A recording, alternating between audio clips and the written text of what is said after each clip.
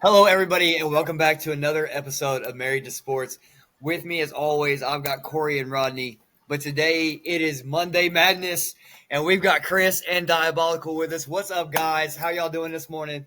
What's up? What's up? What's up, everybody? Good morning.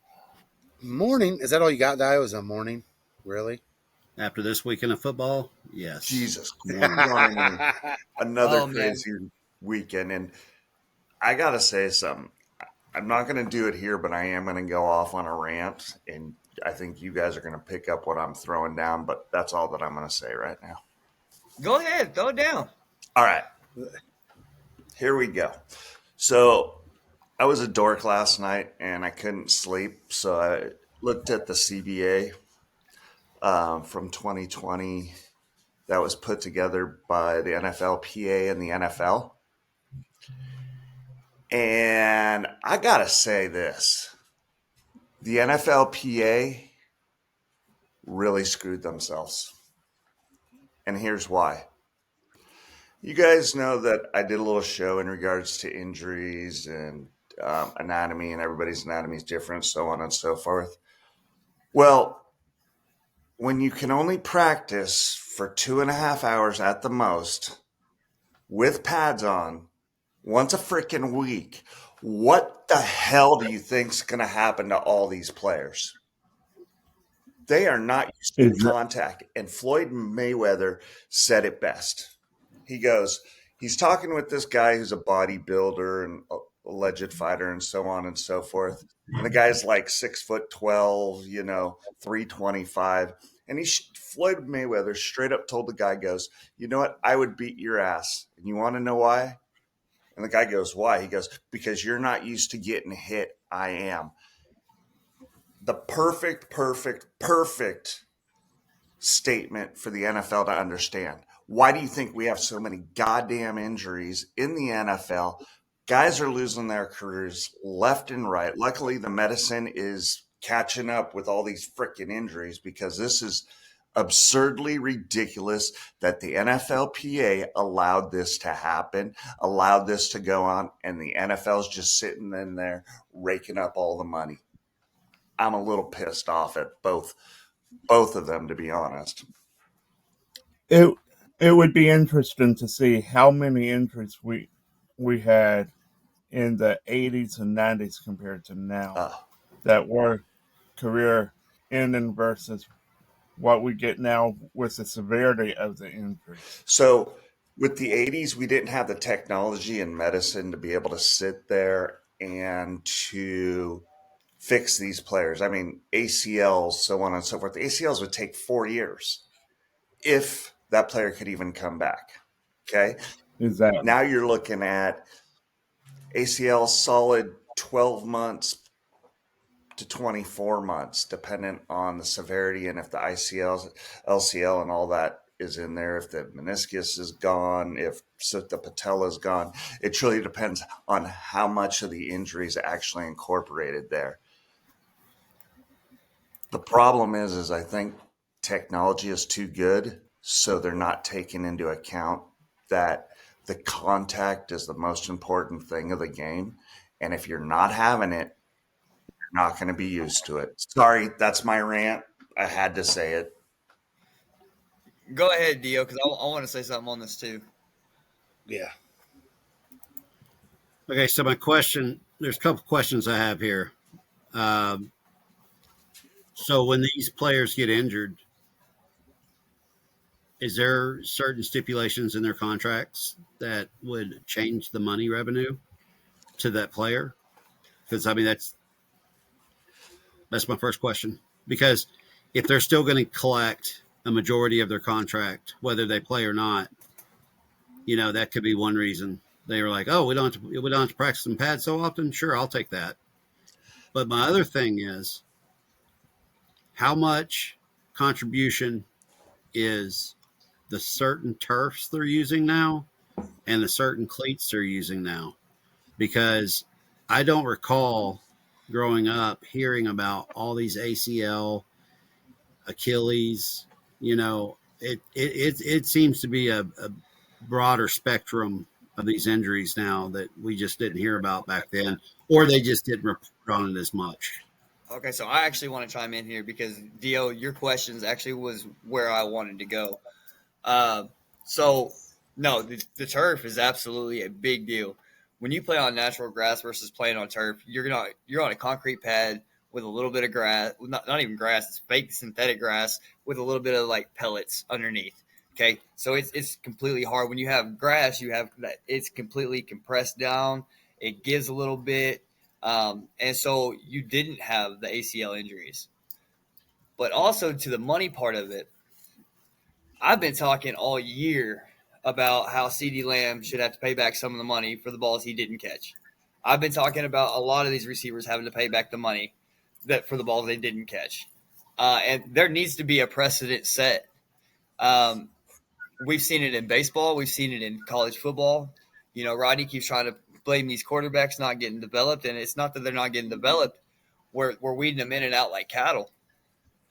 They're not. The coaches aren't that good. They're not developing these quarterbacks, or they're thinking these quarterbacks have already been trained this way, and they're not trained that way. And instead of training them or adjusting your system, we're throwing them out there to the wolves and it's sink or swim. Well, the evolution of the game dude, it's really getting nasty in every sport when it comes to the evolution of the game. We're not seeing players love the game like they used to. We're not seeing players go out there and practice like they used to. I was up practicing from sun up to sun down. I wanted to be out there. It was fun to be out there. It was work, but it was fun work. I can do this the rest of my life. I would enjoy this the rest of my life. That's why we did it. Yeah. When you're talking about – sorry. Go ahead, Brandon. Sorry. Just the evolution of the game is nasty. It's really sickening. They need to have a precedent set to get the money back to football, back to the community. Really, these players are making all this money and they are getting injured because they're not practicing. There's a difference between being in shape and being in football shape. I will preach that from now until I die. I promise you, because I coach football. There is a huge difference of being in shape and being in football shape. When you go back to the injury part of this, I think I'm probably the only one on this panel, honestly, that has had one of those kind of injuries. I tore everything in my knee. I've got a scar from my thigh down to my shin from when I had surgery back this was in 1992. And the difference in, when I had this done, I tore everything up and I went through rehab. It was a year rehab. And that was just for the surgery. That wasn't just being able to build my muscles back up in my quad and my hamstring. And as technology's gotten better, the surgeries have gotten less invasive, but the players go harder at it, and they're not practicing when they're not training after their injuries. They're not training like they were before. They're babying them, they're taking days off, rest days and stuff like that. But these athletes are 10 times the athletes that they were when I was playing. And the surgery technology's done great to get them back on the field, but they're not doing what they need to when it comes to getting it. There's a difference between running in a straight line and cutting. And when you have your surgery, first thing you got to start walking and stuff again. The hardest thing to do is cut. And that tells you if your knee's repaired right or not, because 9 times out of 10 we see it's a stop and go or a cut that blows an ACL or an Achilles. Mm-hmm. Well, and that's why it's not running straight lines. Well, and that's why we're seeing that injury be a 2-year injury. That's exactly why we're seeing that be a 2-year injury. Everybody thinks they're Adrian Peterson. He's a freaking anomaly. Can we just agree that Adrian Peterson was a monster and an anomaly in sports? Not everybody's going to do that. He 100% was. And you know what? What Brandon's saying. Think about Vince McMahon. Remember that XFL? Yeah. If they didn't do certain things, they didn't get paid? Yep. Or something like that? Exactly. Why not adopt that model? It was a good league for the short term, but he had some great president's ideas. Hey, these players are getting hurt, and they're having these major surgeries. And before, you see like Adrian Peterson, because you're not seeing the athletes having the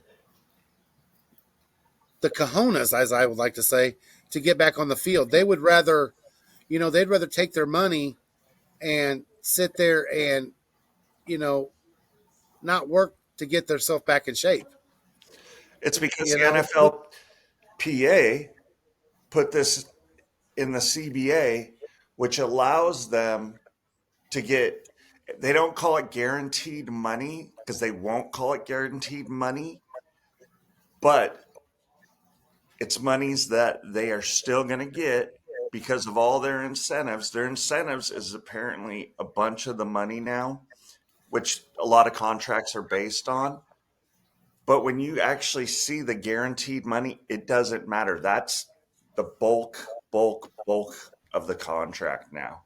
And reading Yeah. that CBA, I'm going to tell you what, there's so many little quirks and quims in there. You're going to sit there and go, are you kidding me?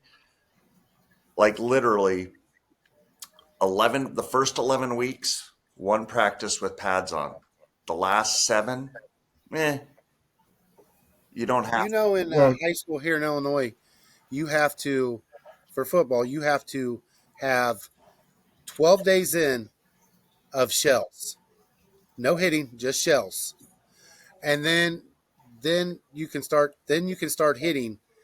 So if your family's on vacation, you know what, and you come back and there are already 12 practices in, you still got to do your 12 practices in shells before they let you hit.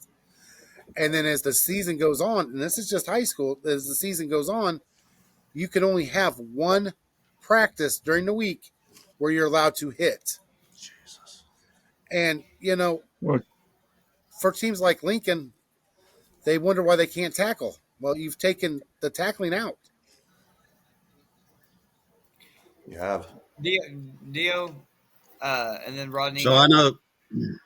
I know this is a separate sport, but a great example of a player who is collecting that contract would be Zion Williamson down in New Orleans. Yeah, That guy has not fulfilled any part of his contract, and he is still collecting. And he's just not in the games. and he's still on a team. Yep, that's my point. all right. So when we talk about the NFLPA, there were conversations had that will never see the light of day to us fans as to why they got or did what they did. And again, the fans are the losers. We're the schmucks that keep paying those ticket prices, Yep. the merchandise jerseys, the hats, and we watch every Sunday, for entertainment purposes only. It keeps going up and going up Yeah, and going. and people make fun of me because I watch. Okay, I watch wrestling. Okay, yes, but you know what? Here's the thing: you watch these wrestlers, like in the WWE, they perform 300 days a year, hurt half the time. For making half the money that these pro players make, and they can't. They sit because they got a hangnail. I mean, there's something's got to change because it's like Dio said, it's not getting any cheaper to go see a game. Me and Brandon talked about this yesterday. Me and him are diehard Cowboy fans. Guess what the percentage is that we will probably ever see Cowboys play in Texas Stadium? Exactly 0. Yep. I'm not gonna pay to gamble to see my team lose. That's just dumb.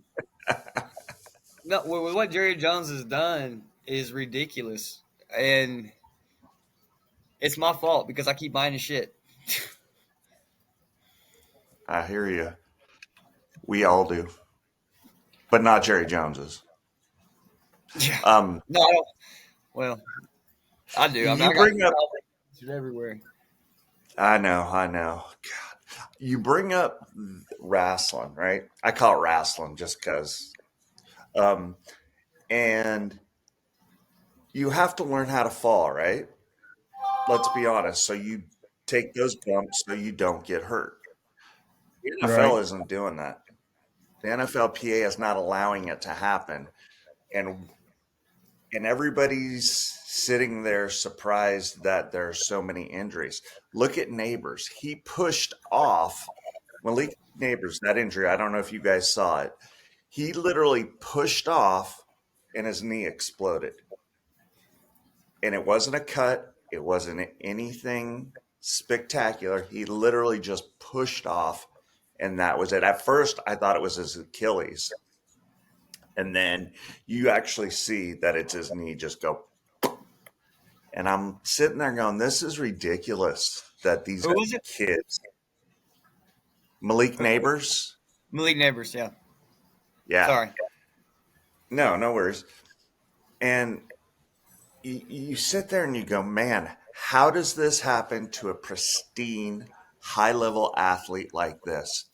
Well, he had a guy on him and literally was barely doing anything, which caused his body to take that force and that pressure to generate down through his body. And something had to give, apparently. And that was the weakest part. And especially on that field. That field, apparently, that MetLife Stadium has the most injuries of any stadium right now over the last 5 years or something ridiculous like that. It Yes, it does. does. And Chris, Go ahead, Rob. you're our West Coast guy. Yeah. That Phoen- that Phoen- Phoenix Stadium, isn't it supposed to be like a more natural grass compared to the turf? I know they roll it out. Yeah, it So is natural grass. They roll it out, they let the sun hit it, they water it. They actually do a pretty decent job. But with anything, when you put it indoors, does it grow very well? Not really.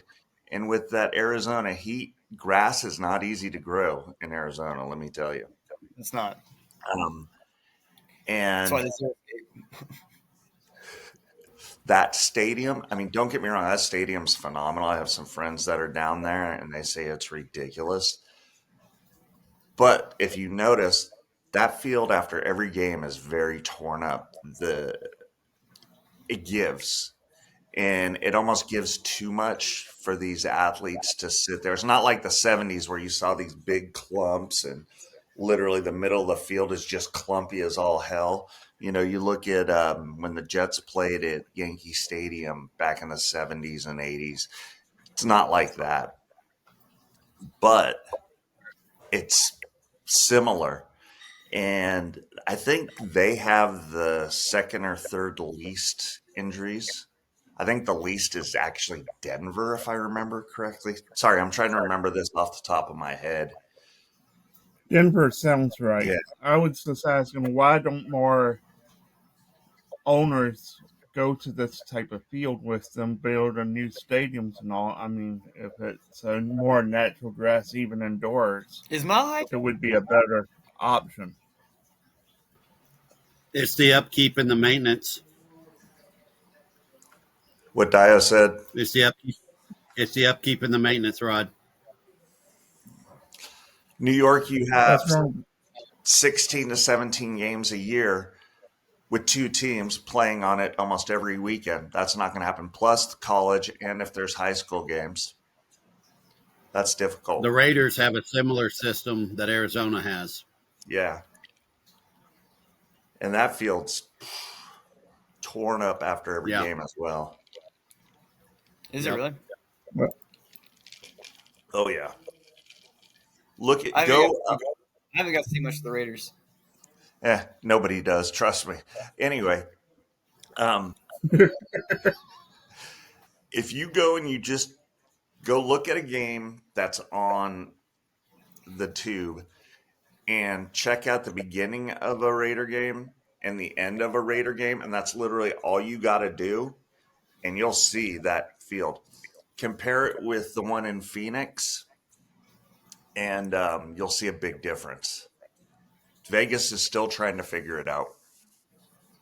I must say, I mean, Vegas is just like Arizona. Everything's zero escaped out there too, Yeah. and so which I do not. I miss the 120 with the 0% humidity. I'm just saying. It is so much better than Oklahoma with the humidity out here. Oh my goodness. Take me back to the desert. Ugh. Anyway, Yeah. I know I went off on a tangent, guys. Sorry. No, honestly, we've actually been kind of talking about it, and another theme, and I'm sure Dio probably wants to talk about it as well. Is man, special teams. Oh my goodness, the special teams have been atrocious on every level. Like it doesn't matter if we're talking about Pee Wee football all the way up to the pros. Special teams is just falling apart. We're not blocking. We're not tackling. We're not our returners are taking it to the house because we don't know how to stay in our lanes. Field goal kickers can't do their one job like you have any other one to It's do. Like it's you horrendous. I don't block mean, nobody. You don't take one in the mouth. Like all you got to do is kick a ball in between an upright. And you can't do that. What you can't practice kicking. You only got so many hours. You got what 30 minutes a week that you're allowed to practice kicking. That's what it looks like. Yeah. Well, hold on. 2.5 hours in pads, 1 day a week. How are you supposed to get better on special teams as a kicker? Because you need pads on as a kicker. I don't care what anybody says, just for balance alone and to get that feel for kicking. At least that's my opinion.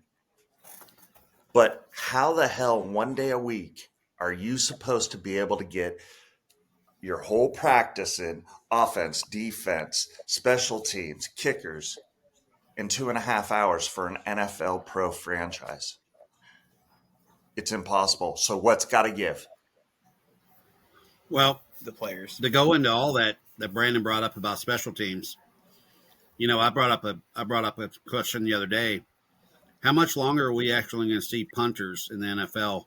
Let's say 10 years from now. Offenses are starting to the stats and the percentages, especially where they're out on the field. Your offenses for these teams have decided to start going for it on fourth down just about every time. I don't really remember many punts yesterday in the games I watched. So the punter is part of special teams. That's your punter can give you a really good field position if they can put it in the coffin corner, as you call it.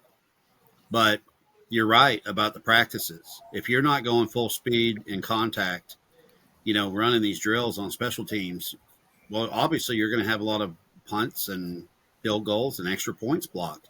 And I'll say, I looked it up last week when the last time the NFL ever had that many block punts, field goals, or extra points, in a game in the same day across the board. It's never happened. Last Sunday was the first time it's ever happened with that many games determined and the outcomes changed based on special teams.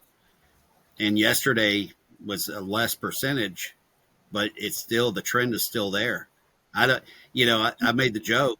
I'm going to update my resume and just show up at some NFL team's headquarters and say, yeah, I'm a special teams coach, and just let me in, because I could obviously, anybody could probably do better than what they're doing now. Ask Brandon Aubrey. Go get Brandon Aubrey's what his routine is. Because since he's came into the league, I mean, he's been almost automatic. But the thing is that these special teams players, especially kickers, just like in basketball, we love the dunk. Well, now in football, we love the 60, 70-yard field goals. Well, when you're going to yeah, kick a 50, 60-yard field goal, obviously your trajectory is going to start off lower. And these guys are, they're you got 6, 7, defensive players standing up there, putting their big old paws up there, making them 7 foot tall. I mean, something's got to change a little bit. I mean, to miss an extra point as bad as everybody's been missing them, I mean, that's like missing a free throw. Something's got to change there.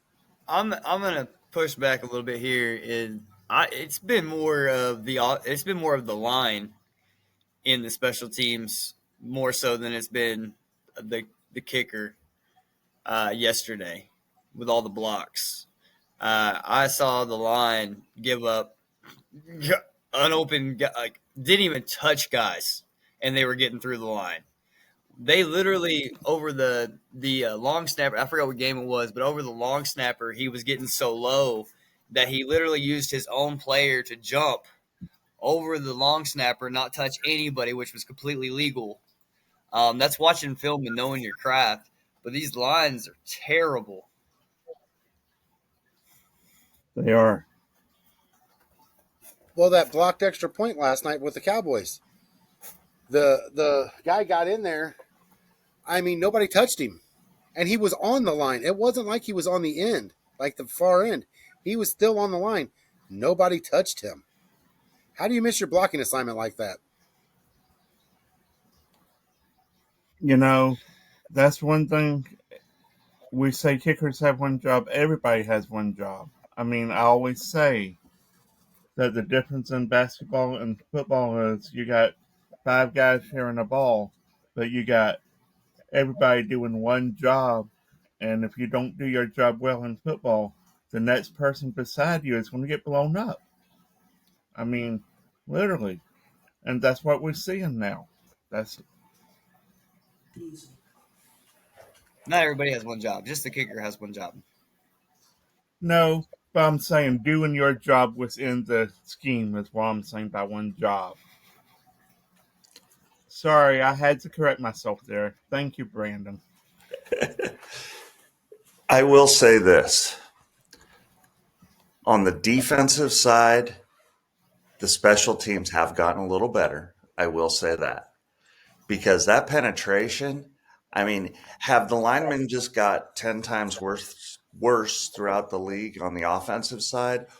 Or is it that the defensive side of special teams is just getting that much better and that much more crafty? I don't know. Because that penetration, you see those offensive linemen that are back literally, it seems like 3 yards, like that. Well, something that I've noticed with the kicking game too, just real quick, is the new dynamic kickoff. You're making the kickers actually think now. Before they used to just have to come out. They moved the extra point back. So they had to think there how they were going to do it. Now they're thinking on kickoffs. So now you, instead of just having that, you've got kickers thinking, and I mean they are adults, but they are still human, trying to think. What's going through their head. I think that's what separates Brandon Aubrey from all is he's been able to he's been able to think with his dynamic leg. So could he be the smartest kicker in the league then? After last night, I'd say so. If you watch the way he was on those kickoff, he's got it down to a T. He's got that dynamic kickoff to a T. How to hit it into that zone, he and then but he doesn't let it affect him on the big kicks either. So a lot of these kickers, I think it's a lot of mental capacity that the too much pressure on them, and they're folding. As much as I'm a Texas guy and I love Dicker the kicker, if Brandon Aubrey is not the best kicker in football right now, and it's got to be him or Tyler Loop or that kid from Philly, Elliott. This is hysterical that we're actually talking about kickers this intensively. I like kickers. What do you mean? I had the best kickers come through Texas. Dicker the kicker and Justin Tucker. Well, you can't. Dicker. We're not going I there. don't know. I don't know. You can't go on Tugger. Yeah, you can't. Corey, talk it. Corey, Yeah, that's smoker. Corey, What he did Corey, outside. I'm going to bounce you out of here. Don't start. No, I know. Justin, you know what? That's the sad part. Justin Tucker is going to be known for what he did off the field when he shouldn't be, because what he did on the field, he is, if not the best kicker of all time, he's in the top 5 for sure. Oh, I absolutely. agree with that. And I can't argue with that. unfortunately, he's going to be remembered for what happened at the end of his career off the field. And that's we've seen it before. No offense, bring it up. People don't like to bring it up, especially on lives. O.J. Simpson. He was remembered. He wasn't remembered as the Heisman Trophy winner, MVP. He was remembered for what First happened 2,000 off the yard field. rusher in 14 Yeah, games. Yeah. and it's sad, but that's the world we live in. Did he Yep, get the whole thing? that's special media. He's in the Hall of Fame. Yeah, OJ is in the Hall of Fame. He got recognized But for what that's he not. did on the field. But when somebody says OJ's name, they I know, don't you think don't of think him the in a Hall of Buffalo Famer. Bill uniform. They think of him. With the They think of glove. him Yeah, I get it. later. If it don't fit, you must I quit. get it. That was a lot for that. I was just So, going to say that. but yeah, that's the sad part. That's these guys don't understand. Like I said, Tucker. I would honestly put him as one of the greatest kickers of all time, and it's now his chances of getting the Hall of Fame pretty much are slim and none. And now when people talk about him, especially as they go forward now, it's not going to be about the bit longest kicks that he made. It's going to be what he did afterwards. Hold on, time And out. it's As we know, Hall of Fame voters are idiots anyway. So he'll get in because he didn't do steroids. true. Can we let Pete Rose in now? Please. Allegedly, they did. We can Or they're gamble going to. on sports now. Let that man in the Hall of Fame. Can I get an Yeah. amen? Amen. That's dumb as hell. You got the best hitter of Hey. all time, and he ain't gonna touch the Hall. Get out of here. And he didn't bet against his team. He always bet for his team. Yeah, exactly. Then That's the part that drives me nuts. How can boxers sit there and place bets on themselves, but you can't? Just don't get. I didn't know boxers could place a bet on themselves. Yeah. I honestly Yes. didn't know that. Well, I'm not gonna sit here and pretend I'm the I don't know if boxing guy. that's changed in like the last 5, 6, 7 years, but I think they it can did actually- they because used to be able to. yeah, I think they've taken that away because of too many people taking dives. Yeah. So Other than always one bad basketball, apple always boxing ruins is the most bunch, corrupt guys. sport. So, off the subject You know- kickers, what was your biggest takeaway from yesterday? Cowboys suck. What games did y'all watch? Cowboys suck? No way. I thought, from what I could hear, because I couldn't see the game, I thought Cowboys played great against the Packers. If anything, the Packers suck. They're not as good as everybody claims them to be. I thought the Cowboys played. I felt they had a better game than the Packers did as far as the optics go. But my biggest takeaway from yesterday, and this is the crazy thing. I don't like to talk about my Steelers. I don't like to really bring them up, because I don't want to sound like a fanboy. But if you'd have told me by this week in the NFL of the season that the Steelers would be 3-1 and the Ravens would be 1-3, I would laugh at you. It's flipped. I'm the biggest critic of the Steelers. That's my team. I will badmouth them in a second if they're doing wrong. Amen. I am just floored of what's going on in Baltimore right now. No, I didn't have That's the not what Baltimore deal. I did not have the Baltimore thing.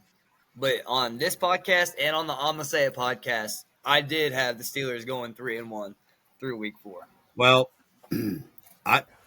Baltimore is my Super Bowl pick, and that's from a Steelers fan. I just felt by looking at their roster and the players they had this year, I'm like, I agree. That's why I was. Yeah, now Lamar's got a hamstring going on. I'm not sure what his official status is, but they were already banged up to begin with, and now their defense is even more. Cooper Rush. Yeah. I mean, I think he'll fill in just fine if he needs to for Lamar, but it's not the quarterback position I'm worried about. I mean, you got Butterfingers there, in 3 games fumbling. Derrick Henry. Last night he going didn't, on but with that is the question. it didn't even help. But their defense is about to be as good as Cincinnati's right now because they just, I mean, their players are banged up. And that's scary because you know what, Dio? I said on this podcast I had the Ravens and the Lions in the Super Bowl because they were returning the most players of the core without free agency and all. Detroit had a lot more injuries last year than people want to realize. I thought they would get right at some point this year with losing both coordinators, but I picked Baltimore because of that defense, Yeah. because they had the depth at defense to do it. Boy, was I wrong. I mean, Well, I'm telling you. and I figured Go Derrick ahead. Henry and Lamar, having another year together, they could only improve, right? You get the running game going, it opens it up for Lamar, but it's looking like the receivers aren't there either. So there's lots going on there. That could be a whole show talking about the Ravens. But Baltimore really hasn't had a good receiving core in years. I mean, Yeah. they just Well, look at Hollywood Brown Well, catching a pass yesterday against his old team. yeah. but I mean, hold You on. don't think they have a good? Zay Flowers. Go ahead, Brandon. I see your look. You gotta cook. Go ahead. You don't think he has a good receiving core? No, not at all. Zay D-Hop, Flowers, Zay Flowers, Rashad Bateman. Oh all my goodness! underwhelming. D-Hop, man, come on, let's be honest. In the last 5 years, what has he truly done? Okay, so D-Hop now is not D-Hop from No, Houston. I'll not give you at all. that.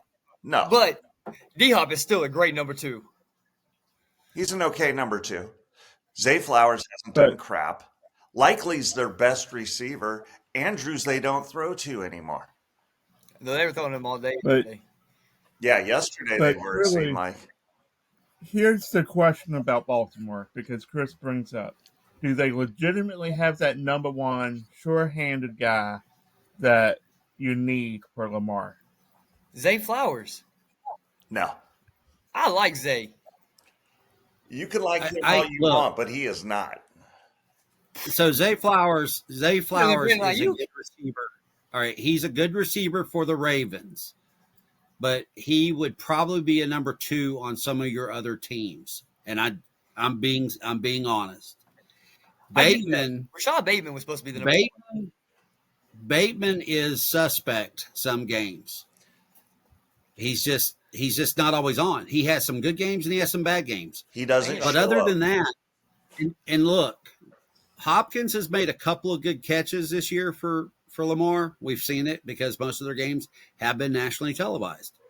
But you don't hear a lot. Like his numbers don't jump out. I bet you he is not on a lot of people's fantasy teams unless he was further down in their draft on how it went. I if anything, I'd have him on my bench as a backup in case I had an injury on my fantasy team. I mean, I'm just being honest. Yeah. He's on mine. So I All pose right. this question to you, Brandon, with this. You ready? Yeah. Is it But it was- Lamar not being able to get them the ball, or is it his receiving crew? Oh, dude, I think it's a whole lot. I think it's a whole lot of things. From offensive play calling to, I mean, let's just go down the list. We can go from Harbaugh down. Which way you want to go? Because I gave you 2 options. So if you want to, if I am the Ravens, I have been calling for John Harbaugh's head since week 1. I said he was on the hot seat and he was Super Bowl or bust before the season started. He has not proven any different to me. So let's go ahead and get him out of here. Now let's look at your OC. Your OC is bland as hell, and I can sit here and call out what he's pulling. It's not hard. It's not hard to sit there and see what personnel they're in and what they're going to run because change your signs. Change up a little bit, please. Anyway, now let's get to the defensive side of things. Now I really like Zachary Orr. I do. There's just something about that dude that He's not Ray Lewis. Don't get me twisted. There was only one electrifying man in football, and he's Zach Orr is not it, but I do like him. I think he's gonna figure it out. I think he'll figure the defense out. But right now, whoever is calling, if he's calling the defensive plays, he's gonna have to step up. Because right now, dude, you got Matabike down.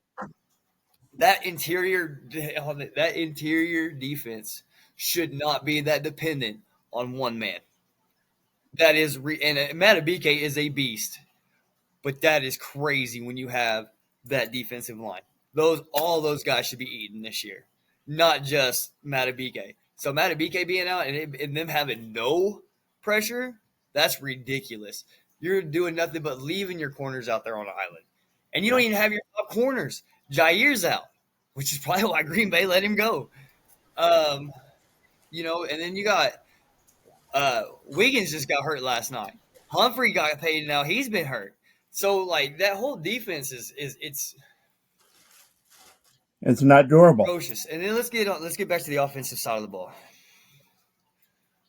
Lamar is having to run for his life because these guys can't pick up a single block. Like it's a simple blocking scheme, and it's like, hey, look, you got a blitzer over here. We got this guy. You got him, right? Cheeseburger. We got a double team right here. We're not figuring that out. Like that offensive line, I don't know if they're just stupid or just confused or they're calling the wrong things in between each other. I don't know what's going on, but they're not right. Not right. And so Lamar Jackson has happy feet, of course. He's getting out, and he's not looking downfield. He's looking to run. Well, now he's taking sacks and losing fumbles, and for what? For what? And it's all because it starts from coaching down. Hey, Brandon, can we agree that, like me and you've talked, it's like these offensive coordinators or play callers are trying to reinvent the wheel with every play call. They wanted something. Instead of getting me and you, perfect example, 3-1, third down and 1. Instead of running a reverse, run a power. But they went away from running the power. They want to go to the fancy play. Let's run the reverse. No. And it just seems like that's happening not just in the NFL, it's in college too this year. I agree with that 100%. Listen, if we're going to do any kind of pass play right there, it just needs to be an RPO.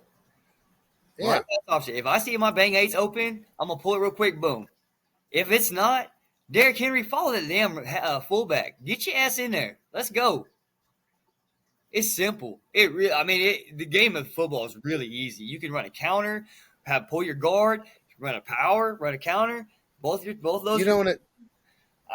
It's simple. It started with Russell Wilson in that Super Bowl.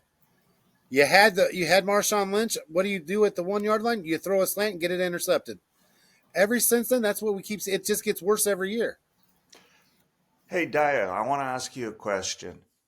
Being the AFC North guy, are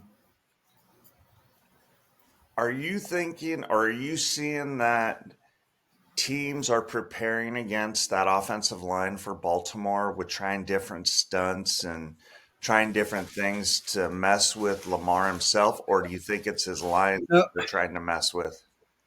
Well, here's the thing. If you look, when Baltimore played the Browns 2 weeks ago, they drummed them. They thumped them. Now, granted, it was, an anniversary game, a lot of celebration before that game, but the Browns have a good defense, and the Ravens put up 30 plus on them. It wasn't even a close game, but then the Browns turn around and beat the Packers, so with the Browns are always going to have a decent defense. So I kind of took that game as a look, at what the Ravens are capable of. But yet, I don't know. It's like every time they're in a primetime game, like you look at the Bills, they blew that game.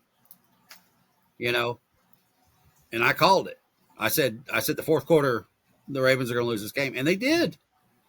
And then they had the Chiefs yesterday. It's a primetime game. You actually called it in the third quarter, and they skunked it up. They skunked it up. I mean, it was probably one of the worst games I've seen Baltimore play in quite a while. Okay.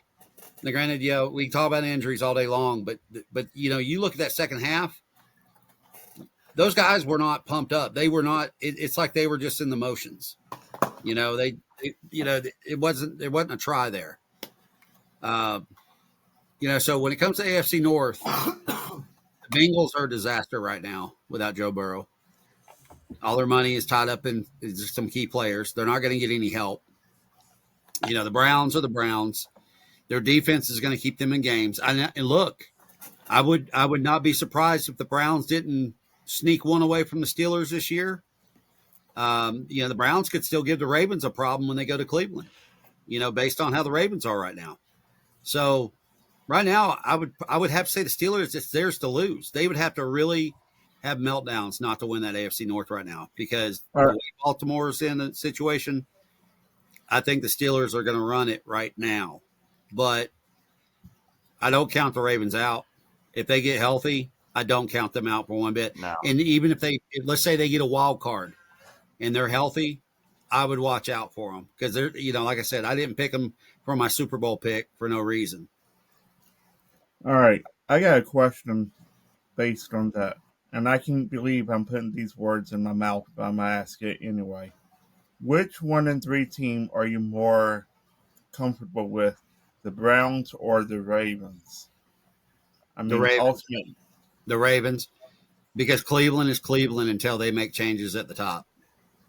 And it's so it's difficult definitely to the sit Ravens. there and put good and Cleveland in the same sentence. And I know. Good job, no pun intended.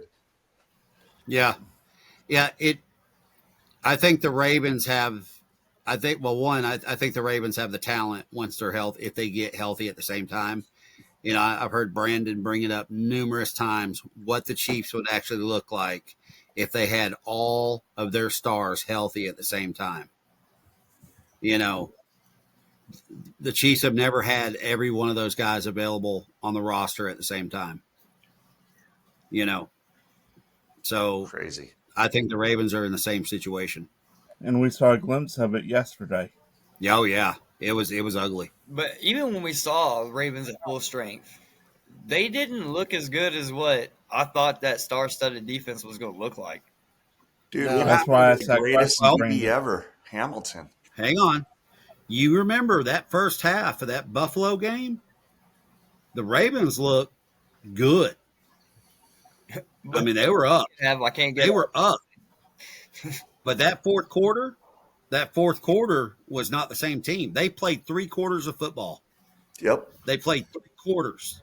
And the fourth quarter was just, come take it. And they haven't been the same since that fourth quarter No. at all. That defense has not been the same. And then then you got Henry that never really started fumbling. Lamar fumbled last night. Or yesterday. I mean, it's just like after that fourth quarter, they forgot how to play football the last couple weeks. And here's if you notice, it's either Mark Andrews in a game that has the goof, or lately it's been Derrick Henry with the fumbles, or Lamar had the issues yesterday, bouncing a ball off his knee trying to run, or it may have been last week when he did that, where I was kind of like, what in the world was that? It's uncharacteristic, but it seems like there's somebody in each game that just has that awful game that really changes the outcome. Quick question. Just throwing this out there. Derrick Henry is not a fumbler, as we all know. But do you think he may have an injury to his wrist? Because watching how he's fumbling, watching him not holding that ball close, watching the way that he's running, it just doesn't – something's for me is not clicking, and I'm not sure what it is. So I want to ask you guys what you guys think. I think there could be an injury, but if you've watched this year on his fumbles, the way the defensive players are hitting him now, if you've not noticed, they're putting their helmets on his wrist, on his hands. It's not even that they're swiping at him. they always say you got to tackle Derrick Henry low. Well, he's not getting as low as the defensive players, and the defensive players' helmets are hitting him perfect. And it's something's not, something is wrong. But I don't know if it's an injury or just defensive players have learned how to hit him to jar that ball. Might be a middle thing. Yeah, that's possible. That's a good point. That is a great point. Peanut He Tillman. very well could have an injury, but you know what? Here's the thing. I'm going to ask Chris this. If he had an injury, would you really, knowing he's the best offensive weapon you got right now, could you afford to take him out of the game? I think they would have to. And here's why. You're still early in the season. Let him heal up because he's a liability now. And if you look at it, it's costing them games. You need him for later in the season. If by that week 7, week 8 mark, if they are still playing crappy, they're not going to make the playoffs. Let's just be honest. Isn't he like 32 years old? Yeah. Yeah, he's an old man in football years. And a running back? On top of that, yeah. I hate to say it, but we see it with backs as they go towards the backside of their career. They get a case of the drops. I said it a minute ago, but a lot of times with these older backs, a lot of it gets mental. Yeah. They get in their own I think head. that's what it is. It's all up there. It just like we've seen, as a baseball fan, we've seen like the pitchers get the yips, like Ankiel. Rick Ankiel is a perfect example. Great, got the yips and couldn't pitch no more and had to come back as a, center outfielder. Well, So- LaRussa did that to him. He left him in that game too long, and he never Well, recovered. yeah, but I'm just saying, we're seeing it. We're seeing it as like players get older in the NFL, especially running backs. It's almost like they get the yips. They start doing stuff that they're not. Very few times do you see a running back like Derrick Henry lasting that long and being as at the highest level. I mean, look at Ezekiel Elliott for the Cowboys, a monster, and all of a sudden, to drop that fast. Well, Justice Hill, the backup for Henry, he had 2 touchdowns yesterday, a receiving and a rushing, and he filled in nicely. And he's a big back. He's a little tank. Yeah, he's been there for a little while. He's not a bad back at all. Yeah, he's smaller. He's smaller than Henry, but he's bigger than Jerome Bettis. Well, that's about what he is. We're talking about backs. Dio, sorry, we're talking about backs. Look at the one that's fell off this year. No, I don't. We can say whatever it is. We seen Saquon ripping it last year, and for the first 4 games, he hasn't hit 100 yards yet. Yeah, I don't think that's Saquon falling off. I'm going to be 100%. I'll be 100% with you. It is defense is saying you're going to beat me in any way but Saquon. Yep. And his O-line is looking like crap.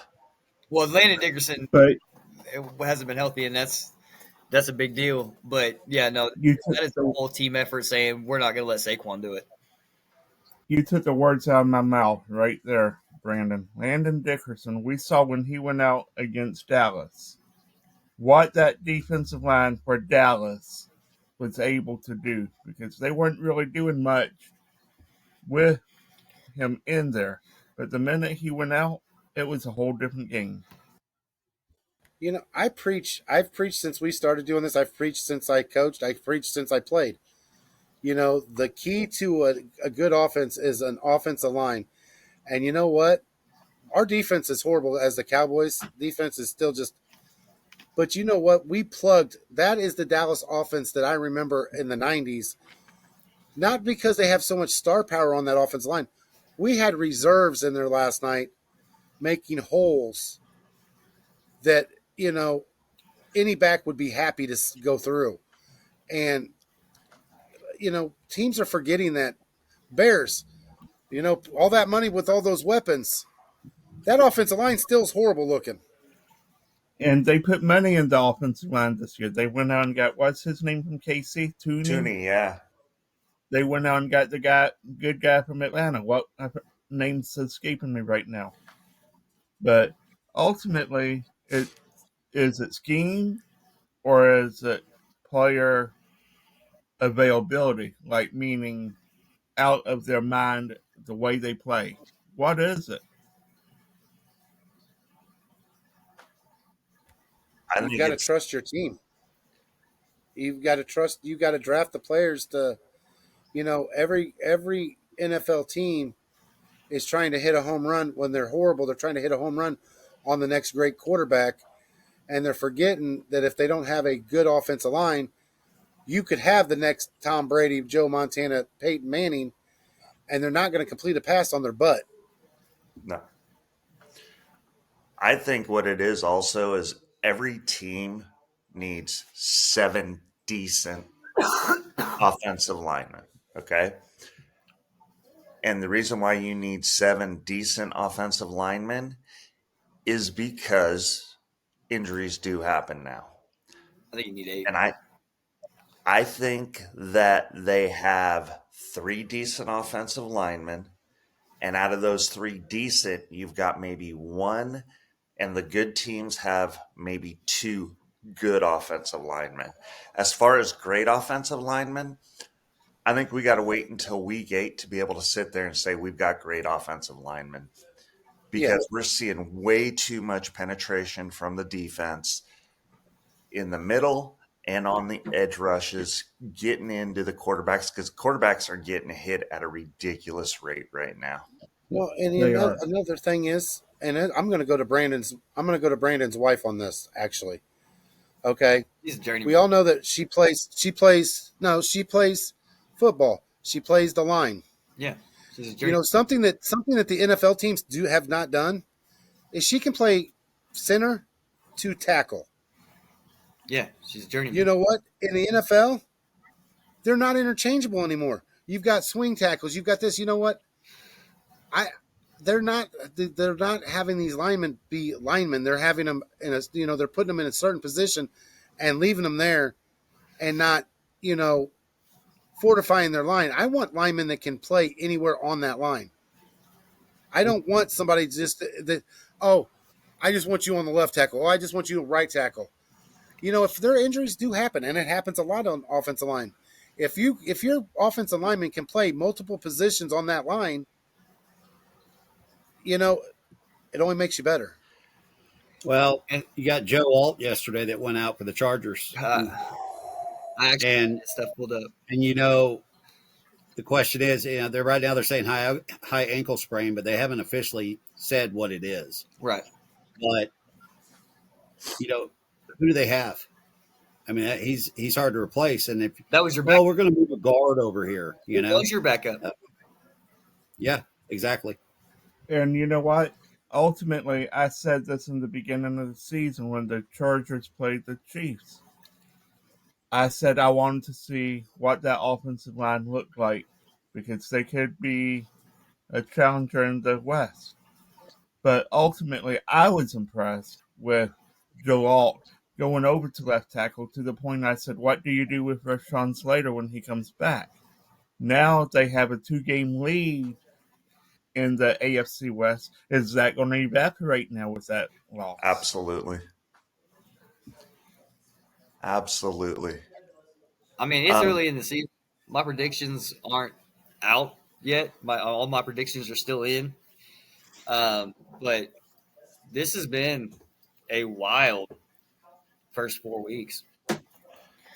I mean, between injuries, Joe Burrow's out again. Joe Alt goes down. Malik Neighbors is out. Like, I don't know. And At what point does the league take back its league? It'll never I happen. mean, cats are sleeping with dogs. The Ravens are 1-3. The Steelers are 3-1. Yep. What is going on? Dude, This isn't. We're having games in ties. Yes. Yeah. Don't even start. and the Colts That was one of the things we needed to get into today. I don't know how pressed anybody is for time. We're not pressed for time, but the Cowboys Packers last night. What a way to bum everybody out. Yeah. Like, Hold on. I don't even know if Okay. I would have rather lost or not. Like, I don't know how I felt about last night. You know, what team do I hate the most in football? Cowboys. The Cowboys. Niners? Hey. The Cowboys. And I'm going to tell you what, I don't care what anybody says. And you're going to laugh at this, but my daughters, because I was on a plane, gave me a huge update when they picked me up from the airport about this game. They sat there and reported it to me verbatim, and which I love. Don't get me wrong. I think it's awesome. And they said in their eyes, which I trust because their football knowledge is unbelievable, that this game was a huge win, regardless if it ended in a tie or not, a huge win for the Cowboys, just due to the fact that they showed Micah that he's the virus and they truly don't need him, and they're growing as the Packers are starting to go this way now. So to me, for Dallas, I think this is a stepping stone for them to grow. And if you can't see it, open your eyes, folks. Open your eyes.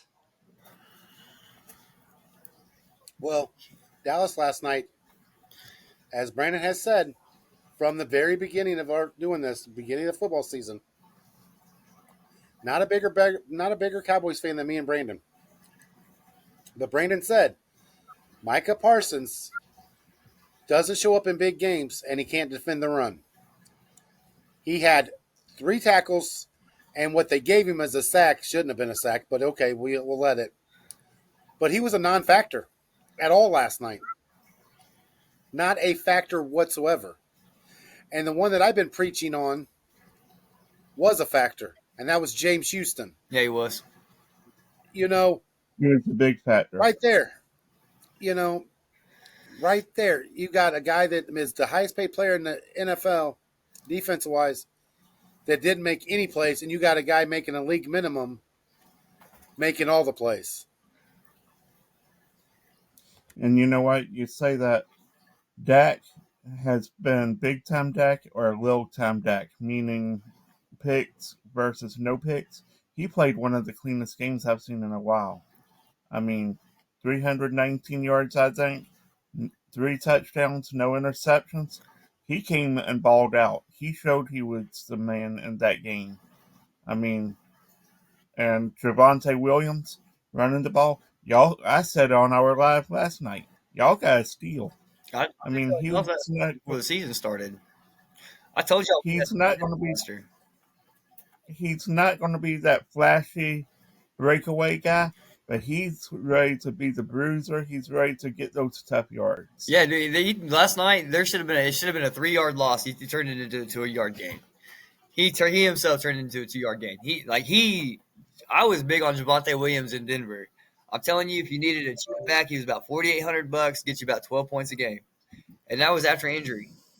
I knew this year he was going to be good. Miles Sanders and Jaden Blue, we even got to see Jaden Blue yet, and I can't wait till y'all see Jaden Blue because I got to watch him at Texas, and I cannot wait for y'all to see that 3-headed monster with Jaden Blue. What's going on with Blue? I can't remember. He's hurt. He got hurt. He got hurt in Texas. Oh, I got you. Okay. And then he made it to training camp and everything. And then he got hurt again. So when he gets back, he's gonna be healthy. One of the things here's my problem with my Cowboys. Matt Eberflus got fired halfway through the season, and we said, "Hey, we'll save your career." Why? He got fired halfway through the season because he wasn't good. And he's my defensive coordinator. This is our 3rd defense in 3 years. This was my pushback to Rodney's Lions was you have a new offensive coordinator and a new defensive coordinator, which means you have a new offense and you have a new defense.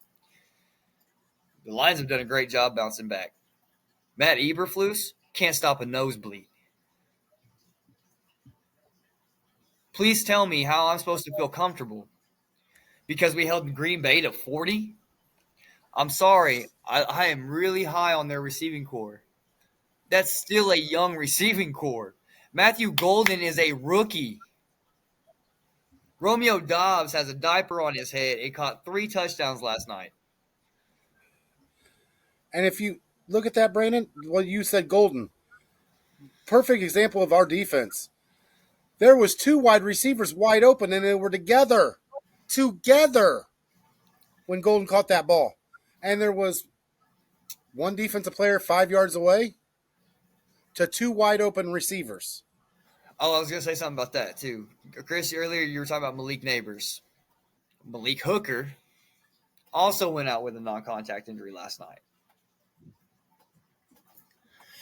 So when you were talking about the knee going out, I was for some reason my brain went Malik Hooker when you were talking about Malik Neighbors because both of them happened. It happened to both of them. And that's going to hurt us even worse because, unfortunately, all of our secondary. Donovan Wilson did a great job last night of being in position. That's the first time all year I've been able to say that. Donovan Wilson needs to learn how to play the safety position. We lost our heart and soul of our defense now. Malik Hooker was it. Yeah, and I like Thomas. I think Thomas is going to be okay, but he hasn't got the run that like a Malik Hooker. Malik Hooker, knows what he's doing back there. I mean, Thomas did great on the block extra point, but, I think I got faith in Thomas, but I still don't have faith in Donovan Wilson. Diggs didn't do a horrible job last night, but he was out of position a lot. We can't have that. Bland was out and of his tackle. We can't have that. Did you see that tackle? He tackled him with his back. Diggs? Yeah, when he came in for the tackle, he was been completely turned around. He turned around to hit him. I had to step outside a few times. I was getting so mad. It is really ridiculous how that goes back to tackling. I mean, come on. You wonder why you get hurt. When you tackle, you're supposed to see what you're hitting, not try to hit him with your booty. And we got Overshown coming back, but I don't think it's going to be enough. All right, so with Malik Hooker out, who do you go get off the street to take that spot if he's out long term? Gilly went to. Don't ask that question with Jerry Jones. Go get. You have to make a trade. What? You got to make a trade. So real quick before we run away from the Dallas Green Bay game, I want to point something out from last night. We keep talking about Diapergate here. Diapergate. All right. So if you at the beginning of the season, who would you say was Green Bay's best receiver? Just going into the season. Going into the season, you'd have to say Dobbs, or you'd have to say Matthew Golden coming in being that number one. But he hadn't shown much till last night. Right. So, but I actually thought it was Brandon. Who has the diaper on their helmet? Romeo Dobbs. Guess who had 6 receptions, 58 yards, and 3 touchdowns last night? Dobbs. Okay. Do you think that he's wearing that to be easier seen by his quarterback, Jordan Love? No. But you don't? No. I do think it helps. I do think I do think that is a cheap advantage, but he himself has I brought it up last night. Because that caught some balls that I had never heard of. That might have been to help Jordan Love. Yep. I'm telling you, you don't see many receivers wearing diapers. No, and I think Dio's onto something, guys. I'm Talk to it, Chris. Because they were looking like bobbleheads out there, and it was really easy to see. Yep. Yeah. Talk to it, Chris. That is true. I think you are really onto something because that shows me that Love's vision isn't as good as the league seems to think it is, and he needs somebody to stand out, and Dobbs figured out something that nobody else did or the coaching staff did to try it out, because 3 touchdowns in one game, 6 catches, 58 yards, if I remember hearing you correctly. Sorry. Yeah. I'm not sure on Dobbs on how his production was the first 3 games of the season, but if we're seeing Well, I can pull it up. similarities, go ahead. No, Dobbs has been I'll big. pull it up for you. Dobbs has Cool. been I'll pull it big. up for you. I don't want to say big. So Dobbs came on the scene about 3 years ago, Right. and Dobbs has been. He was supposed to have been their number one. Now, who Yeah, actually stepped into that number one spot was Jaden Reed, and that kid can ball. Number 11, he's hurt. I think he broke his clavicle. That's their true number one, and that was their number one going into the season, at least for me. Who I thought was going to be their number 2 was Matthew Golden. Yes. Maybe Romeo Dobbs. Dontavian Wicks can ball now, though. Don't let it be known that kid Dontavian Wicks, I would like to see him in Green Bay. If we would have traded Kenny Clark and Dontavian Wicks in 2 first-round picks, I might have been a little happier with the trade because we could use a number 3. Jalen Tolbert did a great job last night, by the way. Hey, you know what? You cost me a little bit of money Hey, I'm sorry, last night, but dude. That Florinor guy, I don't even know his name. That's how I know, but I'm I'm pushing back a little. That's the third snap I've seen him take. He just happened to catch a ball. Sorry, I cost you. I've seen him I said catch a couple balls this season, and but you know what? I'm bringing up to pick on you, but I'm just saying he's going to end up being that number 3 for the rest of the season if y'all keep getting injuries. So he looks like he's going to be good because he made a heck of a catch on that He's good. comeback, whatever you want to call it. to Chris's question about who do we go get, I'll tell you this: we have draft capital. Dolphins are in a fire sale. We should make a move for Minka Fitzpatrick. You know, I've got one that we don't even have to make a trade for, and that's CJ. That's Garner, the Houston released. He's a free agent. Go get him. Isn't he hurt though? What is he going to do on our bench? No, he's a virus. You know, that is true. That could be true as a virus, but you know. Well, I mean, if he's a virus, he'll fit in Dallas. Yeah. We need our criminals back. We need our criminals back. As Dio says, when Florida State wins, it's criminals. The Cowboys are the same way. When we got criminals, we win. Tell Michael Irvin to open the house back up. I'm just kidding. Exactly. So Romeo Dobbs the parties there right across the street. He's been wearing the Guardian cap through the end of last season and the beginning of this season. Yeah. So, you know, That I was going to say if he had just started wearing it though, I was going to be like, but I do think it does make it easier for the quarterback to spot who's wearing those. You know, it's kind of like it's kind of like clipping a balloon on your wife's shirt in Walmart so you can see her when she's 3 aisles over. You know, you always know where she's at in the store. I'm with you on that one. Those kid, Guardian caps. I've never seen him, but Romeo Dobbs, he'd been out with concussions.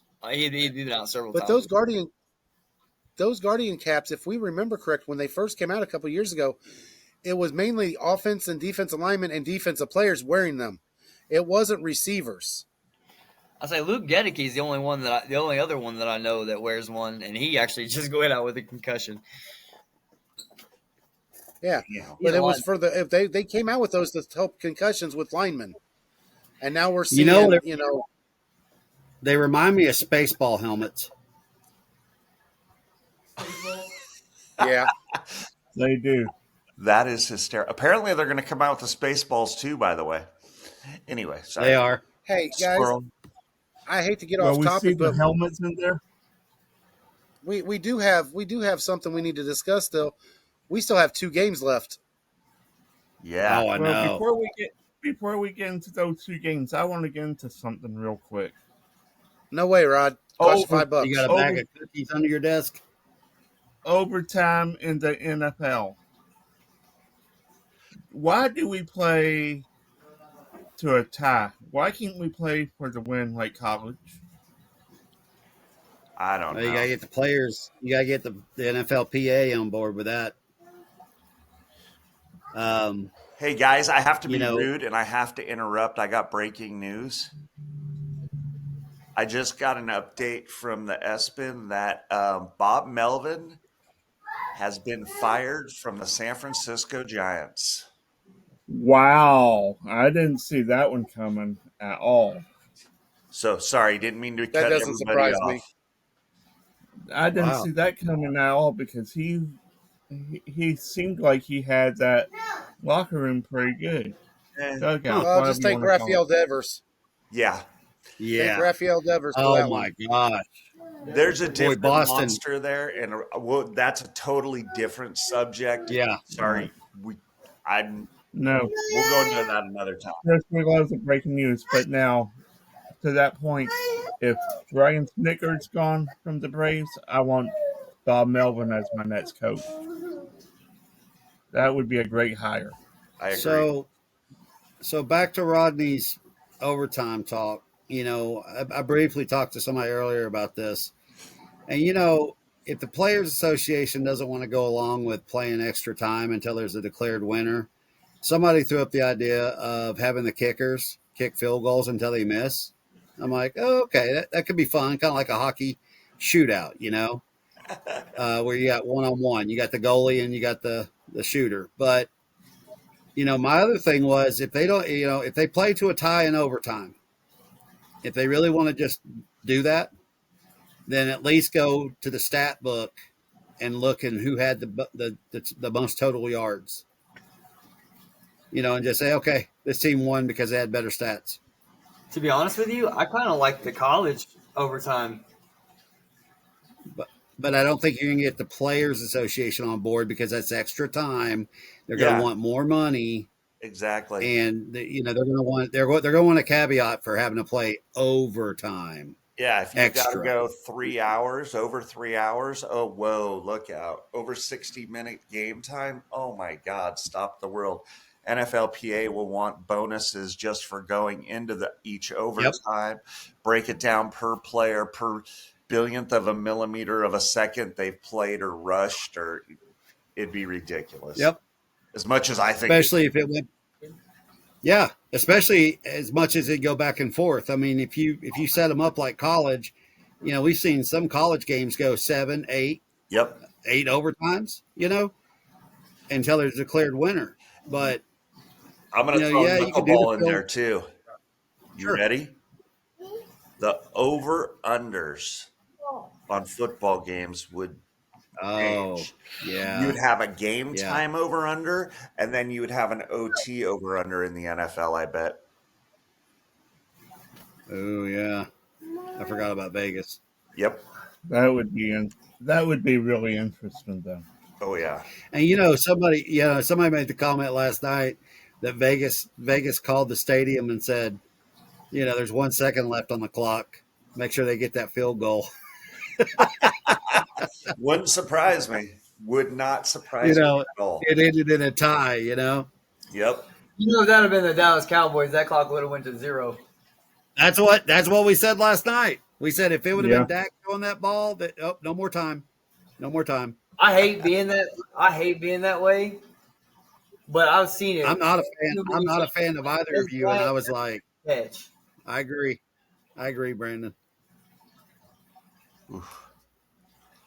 But I don't know. Hey, All right. I don't know. I just feel cheated when I set up to midnight my time Yep. watching that game, knowing how good it was, how back and forth it was, and not and going to bed knowing that we don't have a true winner in that game. Like, as a fan of the game, that not the teams, the game, that leaves a bad taste in my mouth. That's Although I like was entertained. that's like going to the bar and paying all the money for this hot girl at the bar and going home alone. It really is. That's a great analogy. I was going to say, Corey. it's like worse than kissing your sister, you know? Ugh. Or you get her home and she passes out. Get your sister Yeah, home and she it is. passes out. What? Yeah, Well, it's sure. like the game ended last night. It's like taking a going on a date, Brandon.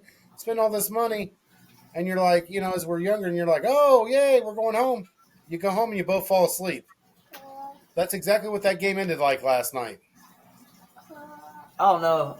I really don't know how to feel about the game. I don't know how to feel about it. It was all foreplay and no money shot. True story. I didn't want to see us get mollywopped like I thought we were going. I didn't want to see us get mollywopped like I thought we were going to. But for it to end in a tie, somebody's got to win now. Yep, I agree. Well, it wasn't the fans. Hey, I got the perfect analogy of fans how it didn't ends win. in a tie. I got the perfect analogy. It's called marriage. The game ended in marriage. True story. Now, I think Dio's now like let- on marriage number 12, right? Is that what I remember hearing? No. now No, to that 10.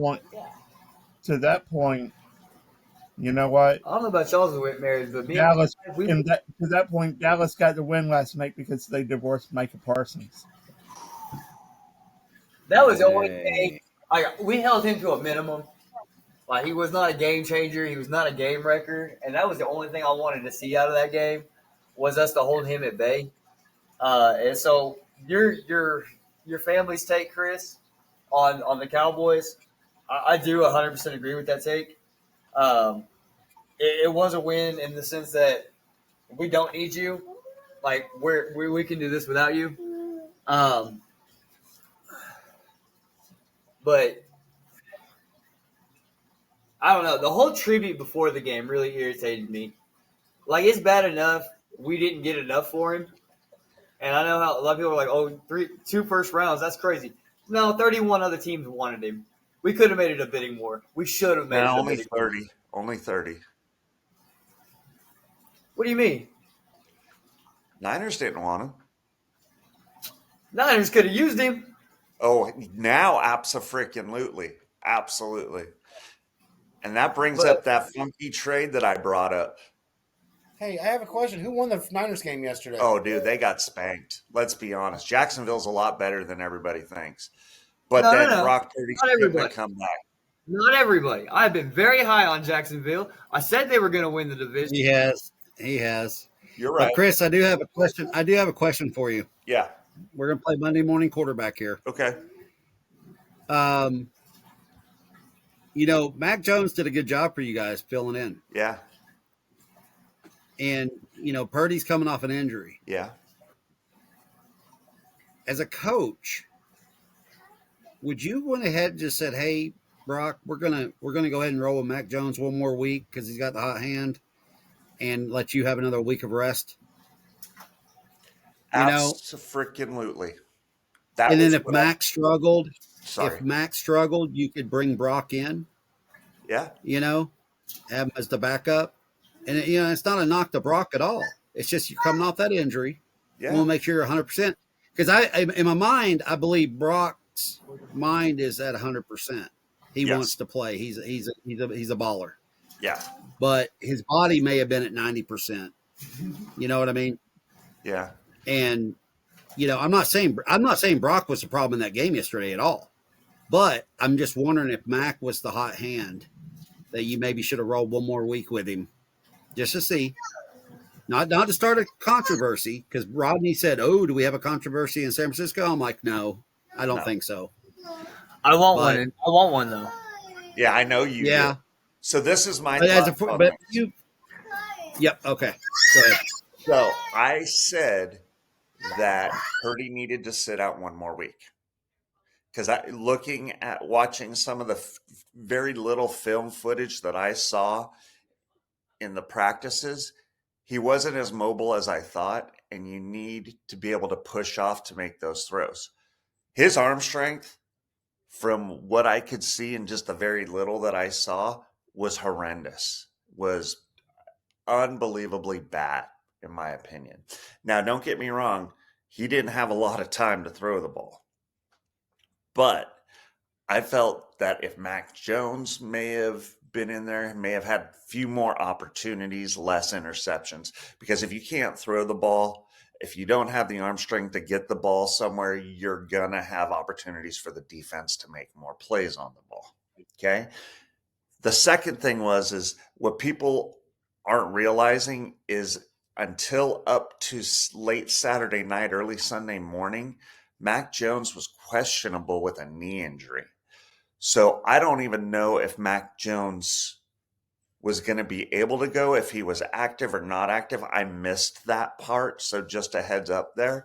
So I don't know if Mac Jones would have even been an option at that point in time. And it was just going to be Purdy, period. I got you. Understandable. So stuck between a rock and a hard place maybe at that point in time. But you got to go with your best. And at that point, it was Purdy.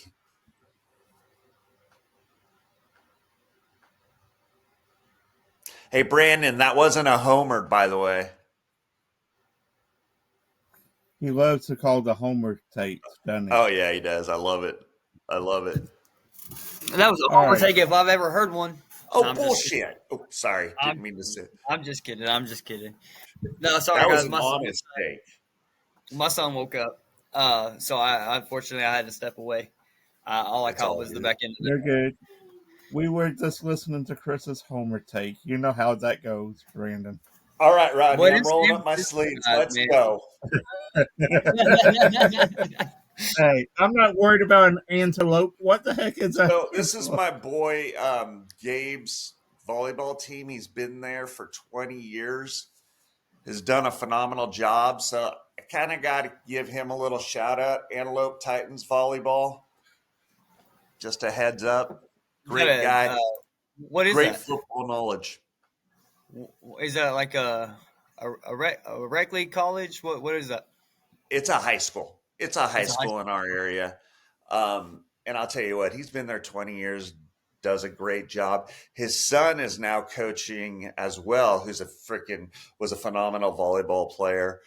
And he actually, his team almost won section last year. So they got a great volleyball family. Let's just say that. They still play too. So it's pretty cool.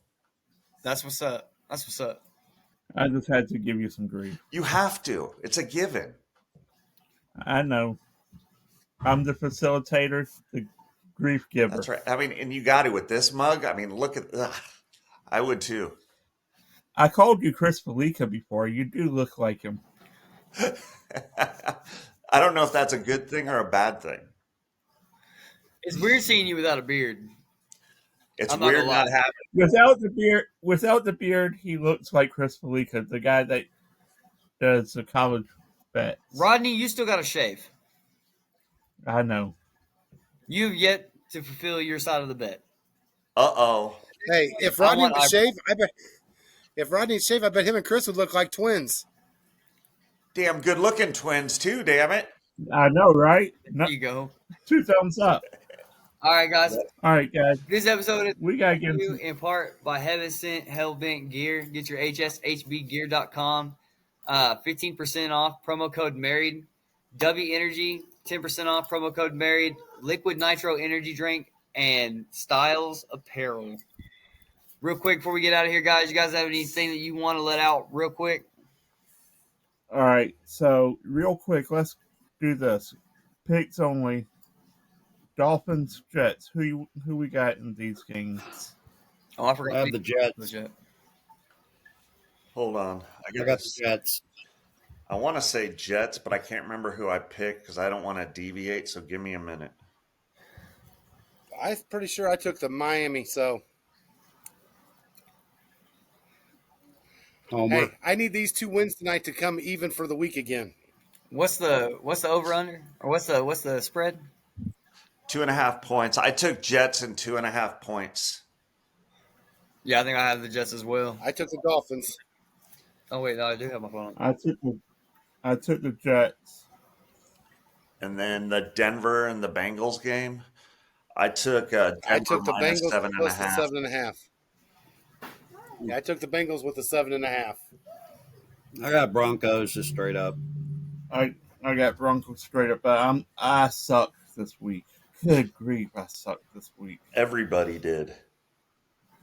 You should be wearing Rodney. You should be wearing a Clemson T-shirt and a Carolina Panthers hat when you say that. Yeah.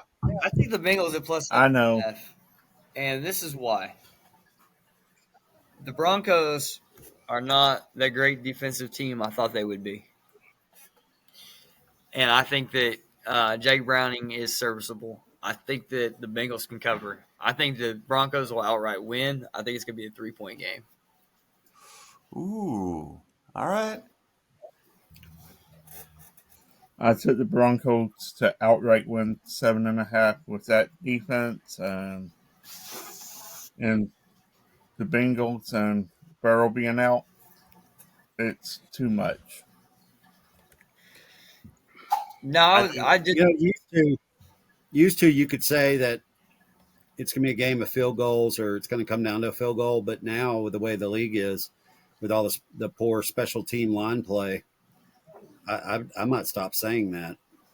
I might say it's going to come down to touchdowns because everything gets blocked. I agree. I mean, Cincinnati And you know can't what? lead either, but they've been a lot better on defense this year than they've been.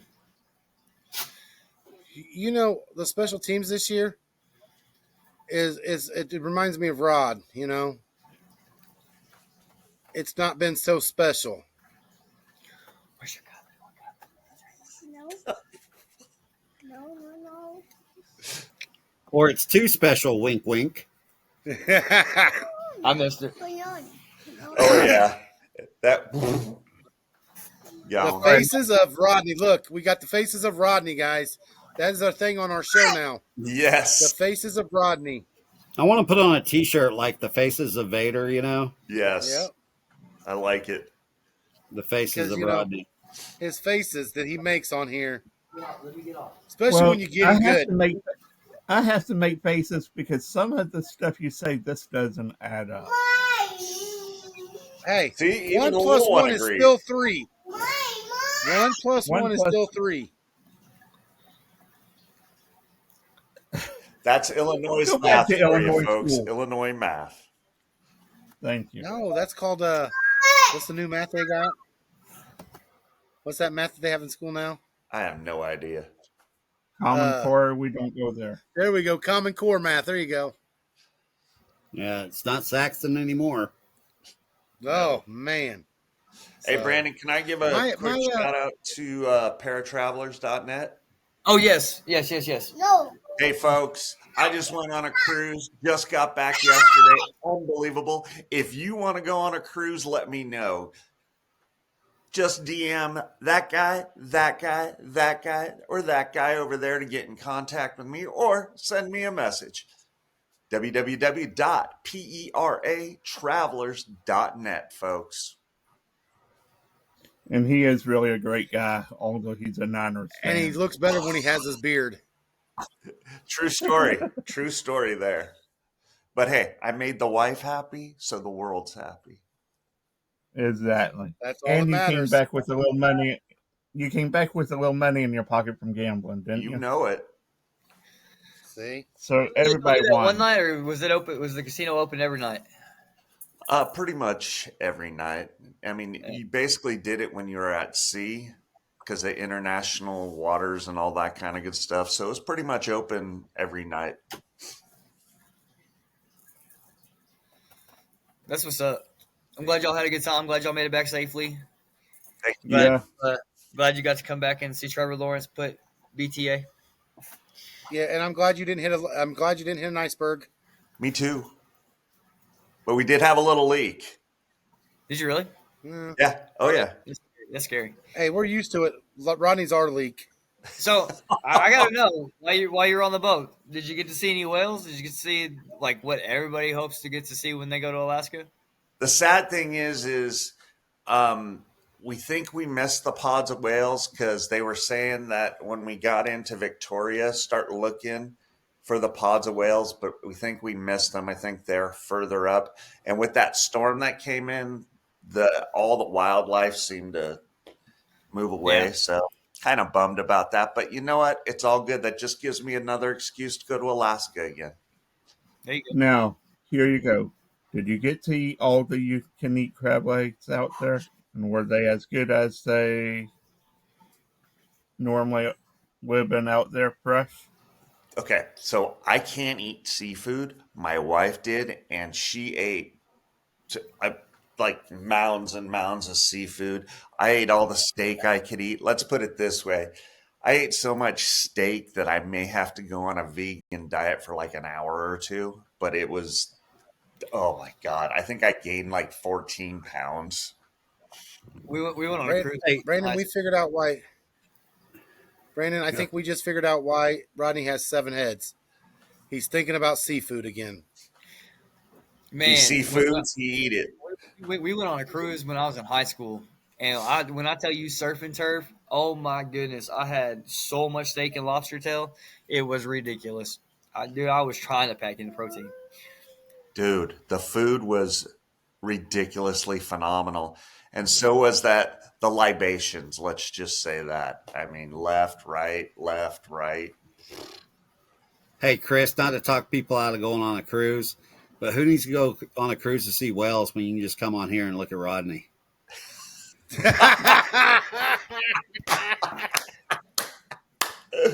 Oh, that was the best one. Sorry, Rod. That was the best one. There's Theo, the you face and of our Rodney. brother, Rodney looks like Theo, you and our brothers, you know, you Hey, you since we've don't been give me on as here, much grief as these guys. hey, What's up? since we've been on here, three Japanese fishing industries have contacted me and wanting to know where you live. Yep. They got whales on the East Coast? They must. Sorry, Rod. I had to. I had to. Wow. Hey, guys, I got to get going. I got to go to a It's doctor's appointment. actually, Chris, I'm gonna need you Hold to on hang just on a second, real quick. a minute. Okay. We'll let the audience go. Guys, thank y'all for tuning in. We appreciate all y'all. Make sure you hit the like and subscribe. Share it with a friend. Appreciate you guys. Peace.